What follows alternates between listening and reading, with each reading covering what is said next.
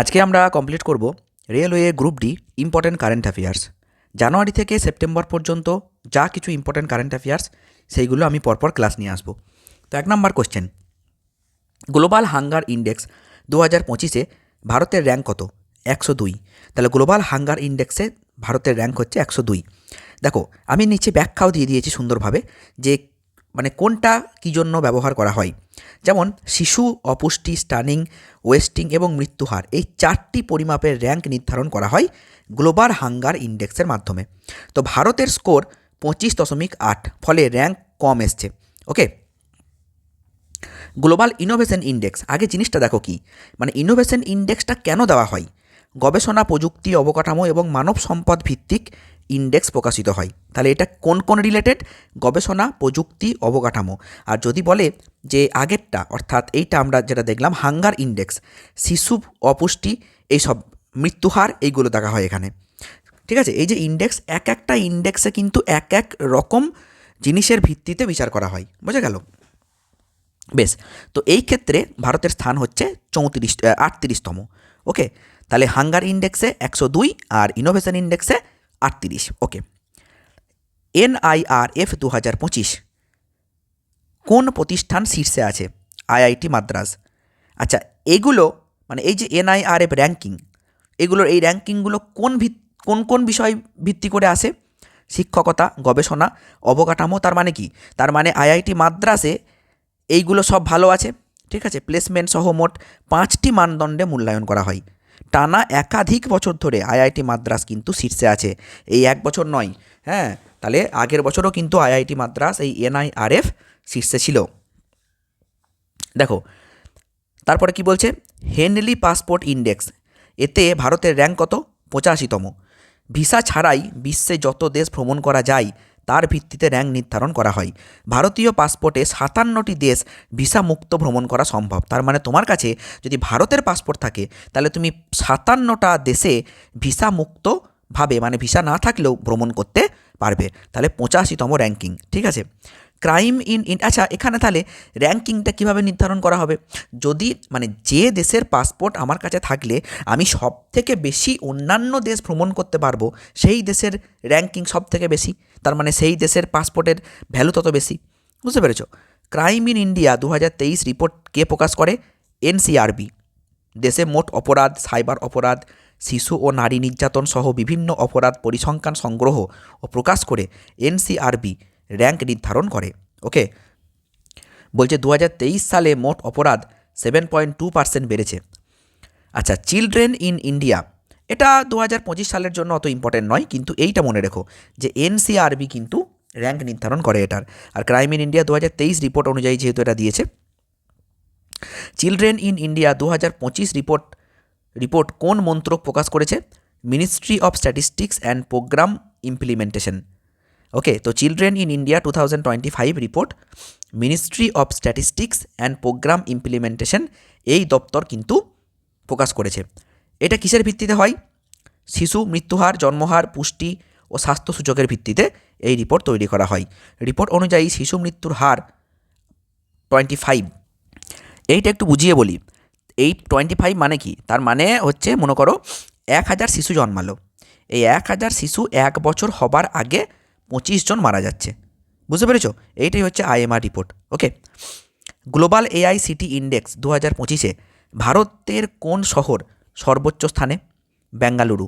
AI গবেষণা, start up, চাকরি সব কিছুর দিক থেকে বেঙ্গালুরু এগিয়ে আছে। ঠিক আছে, তাহলে গ্লোবাল AICT ইন্ডেক্সে বেঙ্গালুরু টপ পজিশনে আছে। ঠিক আছে, সিলিকন ভ্যালি অফ ইন্ডিয়া বলা হয় বেঙ্গালুরুকে, জানো? ওকে, আচ্ছা, স্মার্ট সিটি ইন্ডেক্স 2025-এ কোন শহর প্রথম? জুরিক। হ্যাঁ, জুরিক কিন্তু প্রথমে আছে।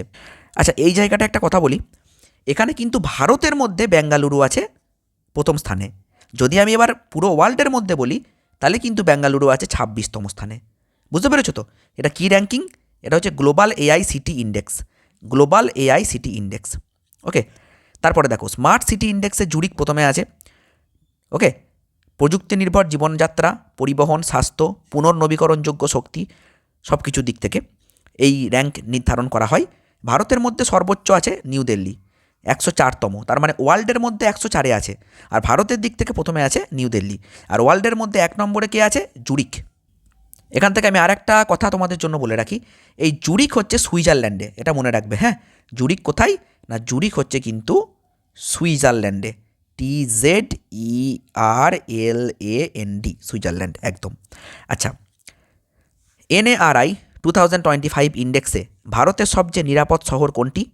কোহিমা। নারী নিরাপত্তা, পুলিশ সহায়তা, আইনি সুরক্ষা ও অবকাঠামোর ভিত্তিতে এই র্যাঙ্ক নির্ধারণ করা হয়। তো কোহিমা হচ্ছে একদম প্রথমে, আর এর পরে হচ্ছে বিশাখাপত্তনম। ঠিক আছে। স্টেট ইমার্জেন্সি এফিসিয়েন্সি ইন্ডেক্স 2024 কে প্রকাশ করেছে? Ministry of power. বিদ্যুতের দক্ষ ব্যবহার, জ্বালানি নীতি, অবকাঠামো এবং শিল্প খাতে শক্তি দক্ষতার ভিত্তিতে তৈরি হয় এই ranking, state emergency efficiency index. Okay, তো এটা মিনিস্ট্রি অফ পাওয়ার, মানে ভারতের মধ্যে মিনিস্ট্রি অফ পাওয়ার কিন্তু এই র্যাঙ্কিং বের করেছে। আর এই র্যাঙ্কিংয়ে একদম প্রথমে যে শহরটা আছে সেটা হচ্ছে মহারাষ্ট্র। ওকে, মহারাষ্ট্র। ওটা সরি, ইমার্জেন্সি বলছি কেন বারবার, এনার্জি, এক্সট্রিমলি সরি, এনার্জি। ওই জন্য দেখো পাওয়ার এসছে, তাই না? মিনিস্ট্রি অফ পাওয়ার, এনার্জি যেহেতু আছে সেই জন্য পাওয়ার। ওকে, মানে বিদ্যুৎ কতটা ভালো ব্যবহার হচ্ছে, কোন স্টেটে ভালো বিদ্যুৎ ঠিকঠাক করে ব্যবহার হচ্ছে, ঠিক আছে, সব দিক দেখা হয়। ঠিক আছে, যেমন ধরো লোডশেডিং থেকে আরম্ভ করে এইচ অ্যান্ড এভরিথিং কোথায় কম হচ্ছে, হ্যাঁ, শিল্প খাতে কোথায় এনার্জি বাঁচানো হচ্ছে, অর্থাৎ আমরা কতটা সোলার এনার্জি ইউজ করছি, সমস্ত কিছুর ভিত্তিতে কিন্তু এই র্যাঙ্কিং নির্ধারণ করা হয়। তো মহারাষ্ট্র এই র্যাঙ্কিংয়ে প্রথমে আছে। বিশ্বের সবচেয়ে সমান দেশগুলোর তালিকায় ভারতের স্থান কত? চতুর্থ। দেখো, গিনি ইন্ডেক্স, এই অনুযায়ী আয়ের বৈষম্য যত কম হয় র্যাঙ্ক তত ভালো হয়। ভারতের স্কোর 25.5, আয় বন্টনের অবস্থান উন্নত হয়েছে। দেখো, এই গিনি ইন্ডেক্স সম্পর্কে একটা কথা বলে রাখি, এই গিনি ইন্ডেক্সের ভ্যালু হয় 0 থেকে 1-এর মধ্যে। ঠিক আছে, 0 থেকে 1-এর মধ্যে, তার মানে হতে পারে 0% এবং 100%। 0% যদি হয় তার মানে কি? তার মানে সম্পূর্ণ সমতা, তার মানে সবার মধ্যে সমানভাবে আয় বন্টিত হচ্ছে। তার মানে কেউ খুব বেশি বড়লোক বা কেউ খুব বেশি গরিব নয়, সবাই সমান। আর 100% মানে হচ্ছে একজনের হাতেই টোটাল পয়সা আর বাকিরা পুরো গরিব। বুঝতে পেরেছো তো? তাহলে গিনি ইন্ডেক্স সমতার ভিত্তিতে র্যাঙ্ক নির্ধারণ করে। তাহলে গিনি ইন্ডেক্স কি জিনিসটা বোঝা গেল না? গিনি ইন্ডেক্স কি না, ওই স্ট্যাটিস্টিক্সে বা পরিসংখ্যান বিষয়ক একটা ইন্ডেক্স, যেটা দেশের জনসংখ্যার মধ্যে আয় বা সম্পদের বন্টন নির্দেশ করে। বুঝতে পেরেছো? ওকে, এই যে, তো সেটাতে 4th নাম্বারে আছে হচ্ছে ভারত। তারপরে দেখো, হুরুন গ্লোবাল ইউনিকর্ন ইন্ডেক্স 2025-এ ভারতের র্যাঙ্ক কত? আগে জানতে হবে যে জিনিসটা কি। স্টার্টআপ যার মূল্য $1 বিলিয়ন ছাড়াই তাকে ইউনিকর্ন বলা হয়। যুক্তরাষ্ট্র এবং চীনের পর সবচেয়ে বেশি ইউনিকর্ন হচ্ছে গিয়ে ভারতে। তাহলে ইউনিকর্ন কোম্পানি যুক্তরাষ্ট্র এবং চীনের পর ভারতে আছে, মানে ভারত হচ্ছে 3য় নম্বরে। যেমন ফিজিক্সওয়ালা নেটওয়ার্থ 1000 কোটি ছাড়িয়ে গেছে, তাহলে ওটা হয়ে গেছে ইউনিকর্ন কোম্পানি। বুঝতে পেরেছো তো? তাহলে চীন এবং যুক্তরাষ্ট্রে এইরকম ইউনিকর্ন কোম্পানি প্রচুর আছে, আর তারপরেই কিন্তু আছে ভারতে। তাহলে ভারত 3 নম্বরে আছে। এনইআর ডিস্ট্রিক্ট SDG ইন্ডেক্স কে প্রকাশ করে? নীতি আয়োগ। উত্তর পূর্ব ভারতের জেলা অনুযায়ী 17টি SDG লক্ষ্য পূরণের অগ্রগতি মূল্যায়ন করা হয়। হ্যাঁ, সর্বোচ্চ জেলা হচ্ছে মিজোরামের হানহাথিয়াল। ওকে, হানহাথিয়াল হচ্ছে সর্বোচ্চ অবস্থানে আছে। তাহলে এনইআর ডিস্ট্রিক্ট SDG ইন্ডেক্স। এই SDGর পুরো ফর্ম কি না, সাস্টেইনেবল ডেভেলপমেন্ট গোল। তার মানে এই SDGতে কিছু লক্ষ্য থাকে। বুঝতে পেরেছো তো? এই যেমন বলছে 17টা লক্ষ্য, তার মানে পুরো উন্নত করার জন্য। যেমন ধরো, দরিদ্র দূরীকরণ বলো বা টেকনোলজিক্যাল ডেভেলপমেন্ট বলো, সমস্ত কিছু মানে টেকসই উন্নয়নের লক্ষ্যে এই SDG কিন্তু র্যাঙ্ক নির্ধারণ করা হয়। তো এই র্যাঙ্ক নির্ধারণ করে নীতি আয়োগ। ঠিক আছে, তো এখানে এগিয়ে কে না, মিজোরাম। উত্তর পূর্ব ভারতের জেলা অনুযায়ী 17টি SDG লক্ষ্য পূরণের অগ্রগতি মূল্যায়ন করা হয়। সর্বোচ্চ জেলা হচ্ছে মিজোরাম। তারপরে দেখো, গ্লোবাল জেন্ডার গ্যাপ ইন্ডেক্স ভারতের র্যাঙ্ক কত? 131তম। রাজনৈতিক, শিক্ষা, স্বাস্থ্য, অর্থনীতি, অংশগ্রহণ, এই 4 পরিমাপে মূল্যায়ন হয়। তার মানে রাজনীতিতে, শিক্ষাতে, স্বাস্থ্যতে, অর্থনীতিতে।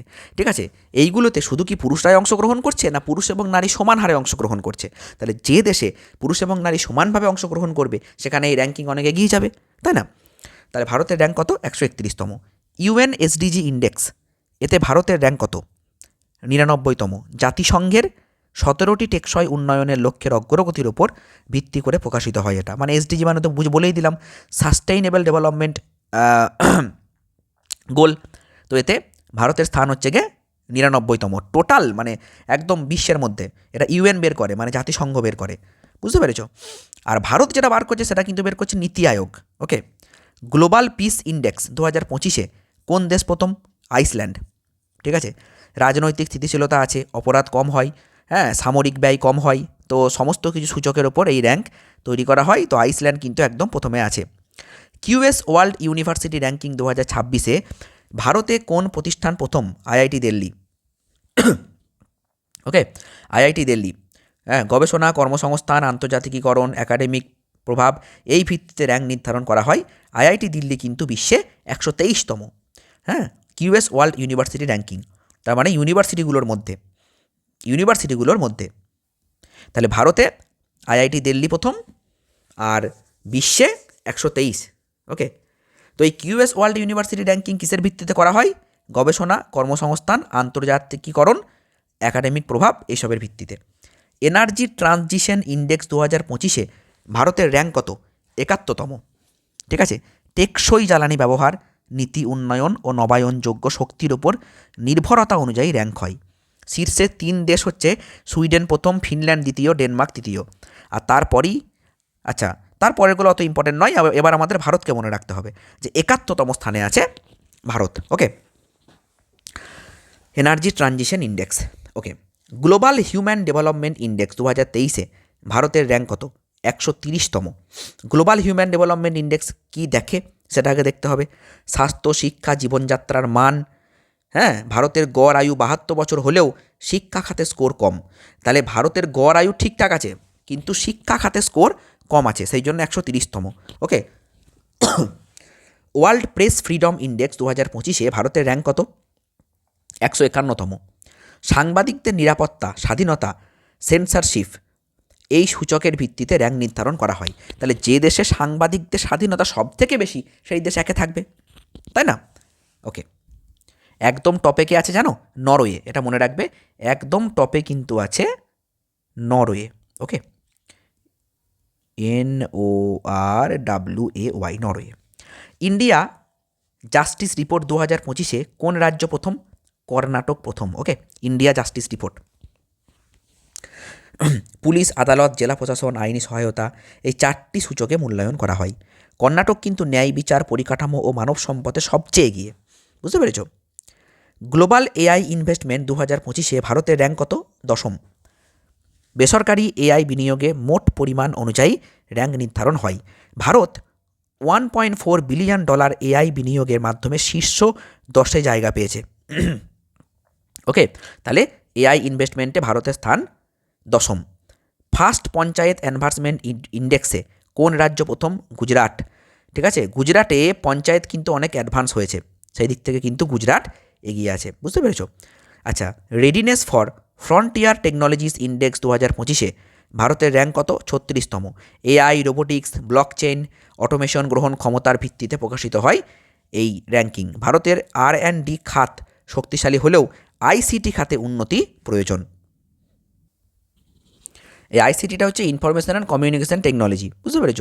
তো এই খাতে আরেকটু উন্নতি প্রয়োজন, তাহলেই কিন্তু ভারতের র্যাঙ্ক আরও এগিয়ে আসবে। ওকে, তো আমাদের আজকের ক্লাসটা ছিল এতটাই। তোমাদের ক্লাস কেমন লাগলো অবশ্যই জানাবে, আর রেগুলার এরকম ক্লাস পেতে আমাদের চ্যানেলটাকে অবশ্যই ফলো করো, আর কমেন্ট সেকশনে অবশ্যই জানিও ক্লাসটা কেমন লাগলো। দেখা হচ্ছে পরের ভিডিওতে।